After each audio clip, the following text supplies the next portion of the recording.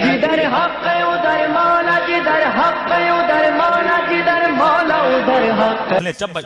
जब दिमाग इंसान की बगावत करता है वो बच्चा बेदीन बन जाता है। जब दिमाग में अल्लाह के खिलाफ सवाल उठता है वो बच्चा बेदीन बन जाता है। मैं बारहा कह रहा हूं, जब तक अपने बच्चों को दीन की हिकमत नहीं सिखाओगे, सिर्फ ये न कहोगे नमाज पढ़, बसीरत इसे दे के नमाज क्यों पढ़ी जाती है। मैं वेस्टर्न वर्ल्ड में गया तो एक बच्ची ने कहा अल्लाह गनी है। मैंने कहा पूरी दुनिया को अल्लाह ने बनाया। मैंने कहा अल्लाह को पैसे की जरूरत है। मैंने कहा नहीं, अल्लाह के पास सब कुछ है। मैंने कहा सब कुछ है का फिर मैं नमाज न पढ़ूं तो सजा क्यों देता है। जब उसे किसी चीज की जरूरत ही नहीं है तो मेरी नमाज से खुदा को क्या जाता है।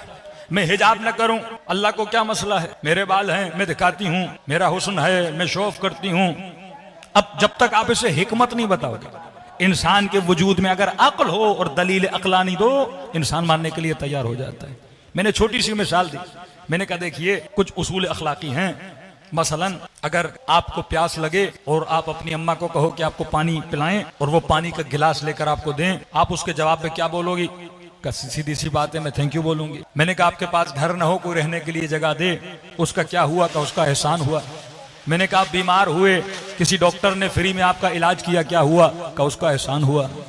मैंने कहा अगर आपके पास पैसे न हो, आपके बाबा बीमार हो, कोई पैसे दे के उनकी जान बचाए, ये क्या हुआ। का उसका एहसान हुआ। मैंने कहा अगर कोई आप पर एहसान करे तो अखलाकी फरीजा क्या है, हम क्या करें। कि हम उसका शुक्रिया करेंगे। मैंने कहा कि किसी ने आपको 1 लाख पाउंड दिया, अब उसका शुक्रिया कैसे अदा होगा।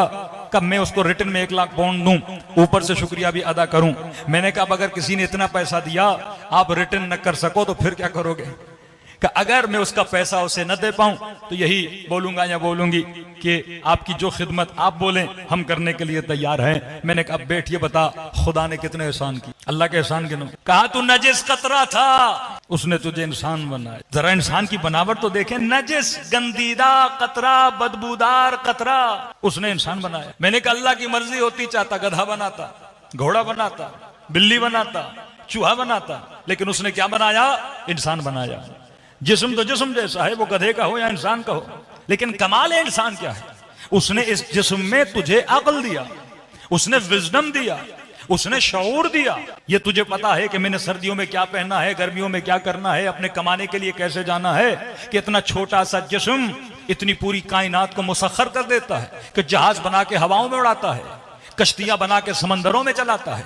इतना शऊर इंसान को दिया कि जंगल के शेर को कैदी करता है। इतना शऊर दिया कि अपने बदन से ज्यादा बड़े हाथी को कैदी बना देता है। पूरी कायनात को गोया इंसान ने कंट्रोल किया हुआ है। मैंने कहा किसने दिया, कमाल हमारा तो नहीं था, ये किसने बनाया। का गॉड ने बनाया, अल्लाह ने बनाया। मैंने कहा आंखें भी उसने दी, जबान भी उसने दी, सब कुछ उसने दिया। अब मैंने कहा ये बता, अगर पानी का गिलास भी कोई दे आप उसको थैंक यू बोलते हो, कोई आपकी जान बचाए आप उसका शुक्रिया अदा करते हो। अब अगर किसी 100 रुपया दिया रिटर्न में दोगे, शुक्रिया करोगे। किसी ने 1 लाख दिया रिटर्न करोगे, शुक्रिया करोगे। लेकिन अगर किसी ने 1 अरब रुपया आपके ऊपर खर्च किया है, अब आप पूरी जिंदगी भी कमाओ आप 1 अरब वापस नहीं दे सकते। लिहाजा दूसरा रास्ता यह है, पहला यह कि शुक्रिया अदा करो, दूसरा यह है कहो कि जनाब मैं दे तो नहीं सकता जो आपने मुझे दिया है, लेकिन अगर कहो तो आपके दर का गुलाम बन जाऊं, अगर कहो तो आपके दर का खादिम बन जाऊं, अगर कहो तो इतने घंटे अपनी जिंदगी के आपके ऊपर खर्च करने के लिए तैयार हूं। तो मैंने कहा सवाल यह है, जो खुदा ने दिया है शुक्रिया का हक इस तरह अदा होगा कि जो कुछ उसने दिया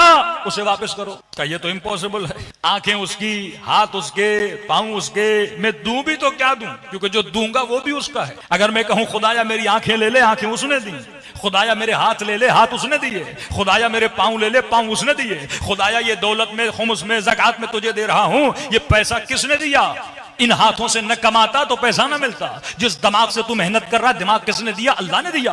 तो कहा कि वो कुछ नहीं दे सकता मैं खुदा को, तो अब दूसरा रास्ता रह जाता है, खुदा को खुदा जो तू कहेगा मैं करने के लिए तैयार हूं। तो खुदा ने कहा हबीब ये नमाज मेरा शुक्रिया है, ये नमाज थैंक यू है, ये नमाज अल्लाह को शुक्रिया का नाम है। कि मुझे बंदों से कुछ ज्यादा नहीं चाहिए, बस ये कहो कि दिन में 17 रकात मेरा शुक्रिया अदा करने के लिए मुसल्ले इबादत पर आ जाएं। और इतना करीम रब जो ये कहे कि तेरे शुक्रिया पर भी मैं तेरा शुक्रिया अदा करूंगा। अगर तू नमाज पढ़ के मेरा शुक्रिया अदा करेगा तो अल्लाह कहता फिर मैं तेरा शुक्रिया अदा करूंगा।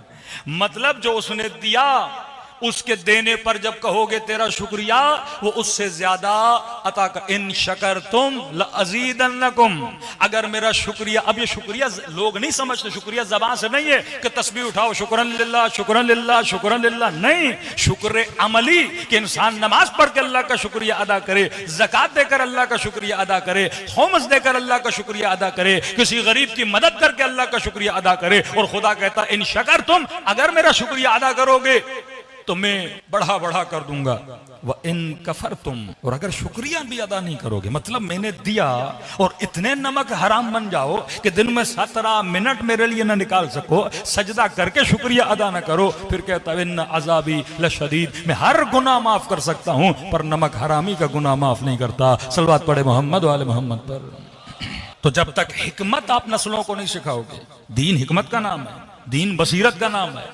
अब जब इसके जहन में बच्चे के बैठ गई, अब समझ गया भाई जिसने इतना कुछ दिया है, एक बॉस मुझे सैलरी देता है, मैं मेहनत भी करता हूँ, आखिर में थैंक यू भी लिखता हूँ, और वो खुदा जो मुझे रिज्क दे रहा है, फ्री में आसमानों से पानी दे रहा है, फ्री में ऑक्सीजन दे रहा है, जरा 5 मिनट सोचो तो सही, एक दाना जमीन में डालते हो 100 दाने बना के निकालता है, पानी भी उसका, मिट्टी भी उसकी, ऑक्सीजन भी उसका, सूरज भी उसका, चांद भी उसका। कोरोना के दिनों में जब इंसानों को मसला हुआ तो जाके हॉस्पिटल का जो ऑक्सीजन लगाते थे कितने पैसे लगते थे, एक दांत गिर जाए तो पैसे वाला दांत लगाओ तो कितना खर्चा होता है, किडनी फेल हो जाए, किसी किडनी लेनी हो तो कितने लाख रुपए खर्च करना पड़ते हैं, डायलिसिस हो जाए, लोगों का खून लगाओ तो कितना खर्च करना पड़ता है, और वो खुदा फ्री में सब कुछ दिए जा रहा है। तभी फरमाया इस बदन और इस नेमत खुदाबंदी का शुक्रिया अदा किया करो। कुफरान नेमत ये भी है कि अल्लाह का शुक्र भी अदा न करो, ऊपर से जो अल्लाह ने अमानत दी है जवान उसका ख्याल न करे, गंदी चीजें खाए, गंदी जगहों पे जाए ताकि जिस्म बीमार हो जाए, इसका भी हिसाब किताब होता है। ये बदन अल्लाह की नेमत है और जो बंदा बाबसीरत है वो अल्लाह का शुक्र अदा करता है। इसी तरह कहा कि हिजाब में क्यों करूं, मैंने कहा देखो हुकूकुल इबाद है। हम कहते हैं ना, मसलन एक छोटी सी मिसाल दूं, टॉपिक बहुत लंबा हो जाएगा। मसलन पाकिस्तान में तो कानून नहीं है, मैं यहाँ कोई मिसाल भी नहीं दे सकता। सलवात पढ़े मोहम्मद वाले मोहम्मद। अब मेरे जहन में आए कोई ट्रैफिक की मिसाल दूं कि अगर लाल बत्ती हो जाए तो गाड़ी में रुकना होता, अब यहाँ तो कोई रुकता ही नहीं है, तो मिसाल ही नहीं बनती। लेकिन बिल फर्ज सोचिए कोई मुहज्जब सोसाइटी हो जहाँ पे ट्रैफिक लाइन में आप खड़े हैं, लाल बत्ती हो जाए। अब ये जो रेड लाइट है कि रात के 1 बजे बत्ती लाल है, वेस्टर्न वर्ल्ड में आप जाएंगे लोग रुक जाते हैं बत्ती के पीछे। लेकिन एक क्वेश्चन करो, हो सकता है कोई आपको बोले कि जनाब अब तो कोई नहीं है, आप क्यों रुके हुए हो, आप चले जाओ। या एक बंदा कहे मैं लाल बत्ती तोड़ रहा हूं, इससे किसी और का क्या जाए। तो जो कानून बनता है वो आपके लिए सिर्फ नहीं बनता, कानून जब भी कोई बनाता है वो सोशल कानून होता है, लोगों के मफादात के लिए कानून बना। अल्लाह ने एक इनफरादी कवानीन है, एक इज्तिमाई कवानीन है, फर्दी कानून और मुआशरती कानून। मसलन ये जो ट्रैफिक के उसूल हैं ये आपके लिए नहीं है, ये लोगों के लिए है। क्यों? क्योंकि जब आप सिग्नल तोड़ोगे, आप गाड़ी निकालोगे, अगला बंदा समझेगा कि सिग्नल उसका ग्रीन है, आपका रेड है, वो आगे आएगा, आप दोनों का एक्सीडेंट होगा, आपका तो नुकसान होगा ही होगा, लेकिन अगले बंदे का भी क्या होगा, नुकसान होगा। तो कानून इसलिए बनाता है ताकि आप भी बचो, अगला बंदा भी बचे।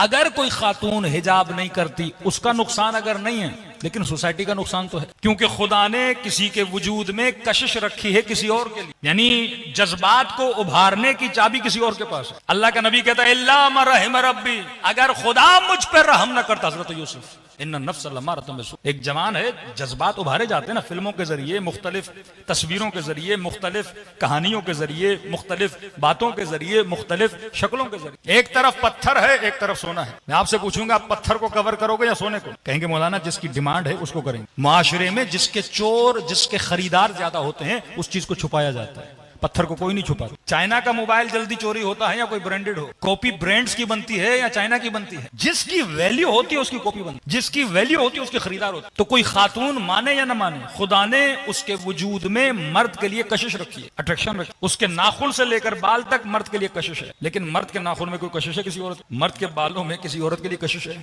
मर्द की शक्ल में किसी और की कशिश है? हाँ, तारीफ करेगा कोई बंदा, दिखने में अच्छा है, खूबसूरत है, लेकिन वो कशिश शहवानी नहीं है जो खुदा ने उसके वजूद में रखी है, क्योंकि उसके वजूद में डिमांड है।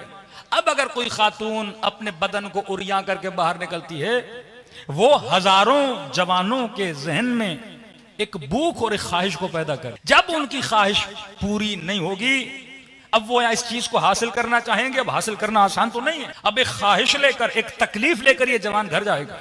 जब घर जाएगा, या ये गुनाह खुद रजाई में पड़ेगा, या ये अपनी शहवत को पूरा करने के लिए जिना में पड़ेगा, गुनाह में पड़ेगा। ये बिल्कुल ऐसे है कि एक बंदा भूखा है, आप उसे खाना दिखाओ और खाना खिलाओ नहीं, ये तकलीफ है। तो फरमाया क्योंकि मैंने तुम्हारे वजूद में लज्जत रखी किसी और के लिए, तो ये कतई इजाजत नहीं है कि आप मुआशरे में ऐसे घूमो। आप खुद को तकलीफ नहीं दे रहे लेकिन किसी और को दे रहे हो। दूसरा, किसी और को तकलीफ ना भी दो, अपने वजूद को बेअर्जिश कर रहे हो। अल्लाह कहता है कोई चीज फ्री में नहीं है, मैंने तुम्हारी इज्जत रखी है, पर्दे में रहो। अगर कोई तुम्हारी चाहत रखता है वो एहतराम के साथ तुम्हारे घर आएगा, तुम्हारा रिश्ता मांगे। जो तुम डिमांड करोगी उस पर देना वाजिब है।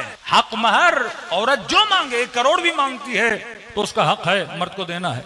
1 अरब भी मांगती है उसका हक है, उसकी मर्जी है वो कितना मांगती है। अखलाकी पहलू पे बात नहीं कर रहा, लेकिन उसकी जो डिमांड है वो मर्द ने पूरी करनी है। और जब आपको अपने घर में लाएगा, कमाएगा, वो जहमत वो करेगा, मेहनत वो करेगा। अब कहें कि औरत और मर्द इक्वल हैं, हम जॉब क्यों ना करें, हम काम क्यों ना करें। बंदे खुदा हर किसी का बदन खुदा ने अलग अलग बनाया है।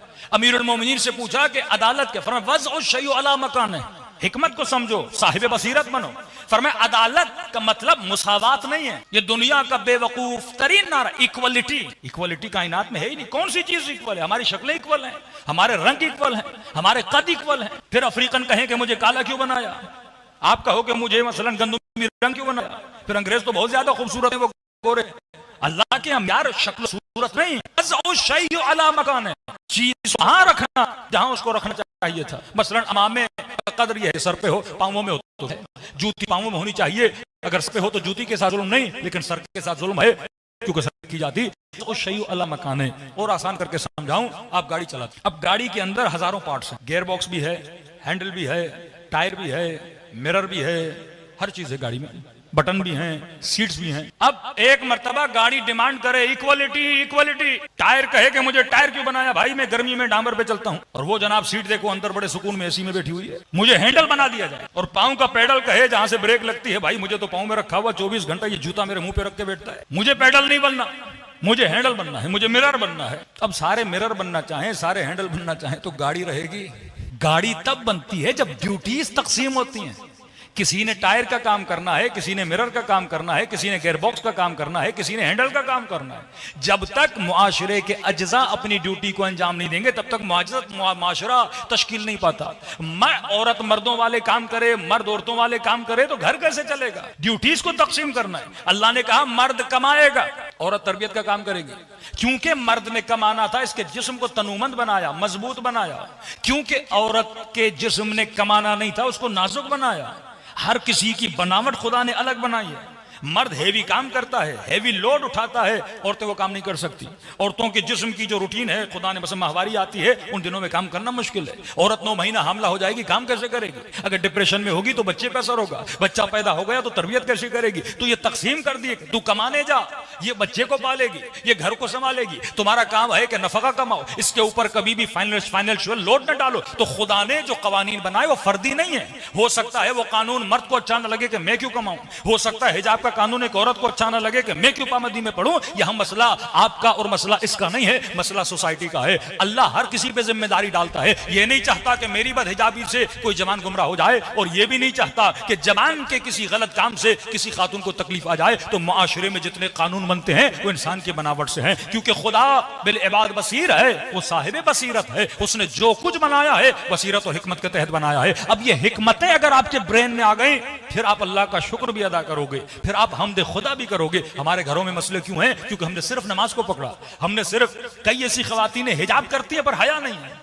भाई हया का मतलब यह है कि इंसान नामहरम से बात करे तो हया होनी चाहिए, शर्म होनी चाहिए। लेकिन सर पे दुपट्टा हो, 10 नामहरमों से बातें हो रही हैं, हंसी मजाक भी हो रहा है, गुफ्ते और गप्पे भी लग रहे हैं। मतलब इसने हिजाब का कॉन्सेप्ट नहीं समझा। कॉन्सेप्ट ऑफ हिजाब यह है कि खुद को नामहरमों की निगाहों से दूर करो, खुद को तमा की निगाहों से दूर करो, खुद को शहवत की निगाहों से दूर करो। और जो उसूल अल्लाह ने बताए हैं उस उसूल पर अगर मुआशरा चलेगा तो फिर उस मुआशरे को इमाम ज़माना का मुआशरा, आशुराई मुआशरा बोल सकते हैं। सलवात पढ़े मोहम्मद वाले मोहम्मद पर। अली अली हक है, अली हक है, अली हक है, अली अली। जिधर हक है उधर मौला, जिधर हक है उधर मौला, जिधर मौला उधर हक है। अली अली हक है, अली हक है।